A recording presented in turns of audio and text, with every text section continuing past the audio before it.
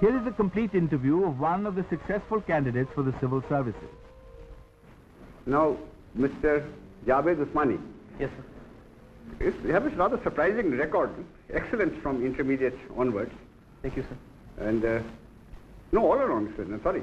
High school, intermediate, BSc. But then after doing physics, chemistry and mathematics, they branched off to management. Yes, sir. You didn't think of continuing in physics or chemistry or mathematics, one of the sciences? I thought so, but at that point in time I thought that MBA would be better. I see. Because after BSc, yes, I thought of two alternatives as far as job is concerned. The IAS and the private sector management. And since my age was not enough to make me eligible for the IAS, I had to wait for 3 years anyway at that time. So I thought that I'll go through both the alternatives, that is do my MBA, work in the private sector, and then appear at the IAS. Now you did join the private sector. I did think, sir, of doing research in physics for some time, but after that I dropped that idea, and then I had two alternatives in front of me, either appearing for the IAS examination or going in for a management career in the private sector. Since I could not have been eligible in terms of age for appearing at the examination for 3 more years, I thought I might as well do MBA, see what the private sector is like, and later appear at the IAS. I see. Now you have worked in Madura courts yes, for some time as management trainee. Now they must have paid you more than they are likely to get in government for several years now. Well, that's true, sir. Now, you tell us briefly what attracted you to government service. Was it status or security or the prospect of wielding authority? Well, sir, I preferred the job that I would be doing in the IAS, if I'm selected, to the job that I was doing in Madura courts for 2 reasons primarily. Number one, I personally feel that the IAS offers a lot of variety. That is, your job keeps on changing in a substantial manner from time to time. While in the private sector, I was in the marketing division of Madura courts, and I would have been a marketing man all my life, which might have got a little boring towards the end. I see. And the second and more important reason is that I feel that this job would give me more satisfaction in terms of a sense of achievement than a job in the private sector. Although it's an exciting job there also, but this is more challenging and more satisfying, I think. Now, Mr. Usmani, in our country we have a mixed economy. Yes, sir. Now, would you tell us what you understand by mixed economy? So, mixed economy is one in which, as a matter of policy, both the public and the private sector are allowed to exist side by side, complementing each other. Yes. And what do you understand by Gandhian economics? So, this is a term which has been in use of late quite a lot, but not very well understood, I think. So, I also don't know very much about it, but I can make a guess.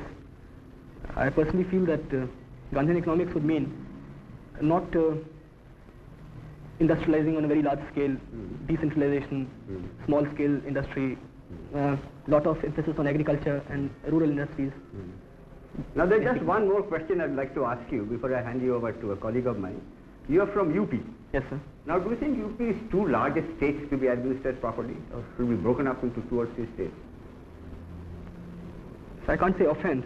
UP is a very big state, population-wise as well as area-wise. It wouldn't be my idea actually. I've been reading about it, and a lot of people have been saying that UP should be broken up and it will be administratively much better if UP is broken up into smaller areas. But I don't really have any particular thought of mine on this subject, sir. That's all right. When did you do your management training? Sir, I was in the 74, 76. What is the duration? 2 years, sir. I see. And then you were a management training Madura course. How long? I was in Madura course for 10.5 months. Oh, I see. Now, with your background, you should be able to tell us the qualities which go to make a successful executive or a successful administrator. Business Magazine very humorously describes a successful executive as one who can delegate all the responsibility, shift all the blame, and appropriate all the credit. But I don't think you agree. I don't agree either. But you tell us from your past experience. A successful executive or a successful administrator should possess basically 2 qualities.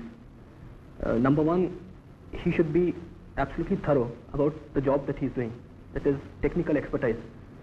in whatever area he is, he should know more than his subordinates about the job that he's supposed to get done out of them. And secondly, I think he should be very good in human relations. That is, in establishing a good working relationship with his subordinates and his superiors and his peers. These two qualities, I think, are the essential qualities of a successful executive. What about leadership? Leadership, I think, is a specific quality which comes in that human relations aspect.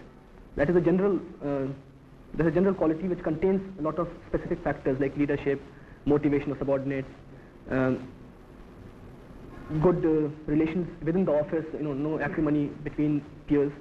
So all these things, I think, should be covered by the general factor, general quality of human relations, good human relations. Because a district administrator has got to lead the team. He's got to be a good leader. Yes, sir. Okay, thank you. Mr. Usmani, I find that you have offered 2 papers on European history. Yes, sir, the lower and the higher. I see. I would just like to put a question or two on these areas that you have studied. What would have been the consequences of a decision to open the second front not on Normandy beach but in Southeast Europe, in the Balkan area somewhere there? If during the Second World War, you see.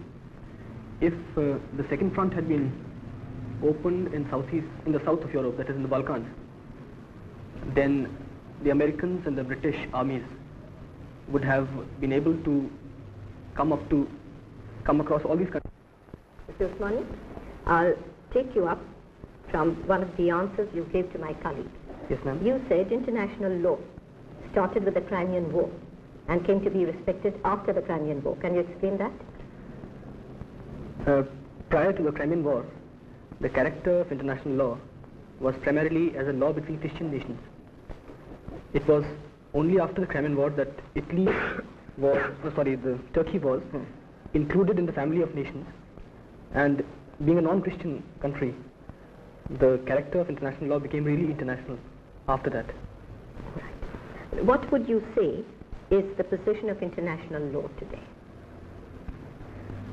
Can you please elaborate this question? You see, because the general impression is that international law is not respected by the different nations of the world. The question that you're asking is primarily that whether international law is a law at all, or does it have any validity in the contemporary world? Well, it does not have a validity which is comparable to municipal law in a country, but it certainly has a validity of its own, because there are certain kinds of sanctions which are imposed on a country which does not obey international law. For instance, the first and the most important sanction is that of the United Nations. Mr. Usmani, although your first preference is the administrative service, I'm sure that you take some interest in international affairs. Yes, I do, sir. What kind of reading do you do? Nothing in particular particular, country? but I've been reading the Time, for instance. But what particular country you focus your interest in the international field? China, for instance, sir. China. What about the Arab world, for instance? I'm interested in that also. You know, because in November last, a very historic trip was made by President Sadat to Israel. Yes, sir. What kind of significance do you see in that? Could you evaluate for us how do you see that trip of Sadat? So by making the trip, Sadat, in a way, gave de facto recognition to Israel. Not de jure, but de facto recognized that Israel is a country which exists. Till then, the Arab world has had more or less negated the existence of Israel. They had not been willing to accept that Israel exists. So that is the significance of But Israel. it has caused a lot of hostility in the rest of the Arab world. Do you think he'd be able to pull it off, so to speak? You know, a lot of countries like Saudi Arabia Yes, sir. and Jordan, Syria. Syria. So you don't think it's too much of a risk?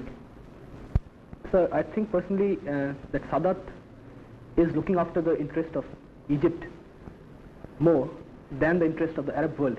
That is, he is going away from the course that Nasser had laid for Egypt as a leader of the Arab world. Yes.